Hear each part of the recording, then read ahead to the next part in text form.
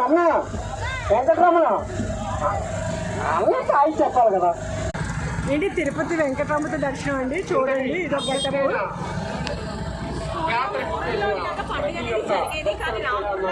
ప్రతి ఇయర్ ఇలాగే జరుగుతుంది. మన మధ్యాహ్న కాలంలో మనం చూస్తుంటాము. ఇది వెంకటరమూర్తి అండి, దర్శించుకోండి.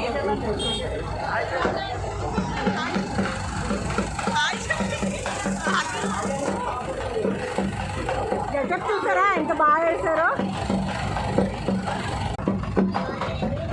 చూసారా వెంకటరమూర్తి మనల్ని పలకరిస్తున్నారు.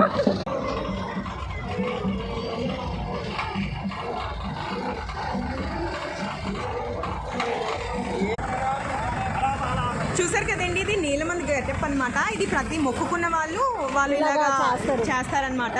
అతను చూసాం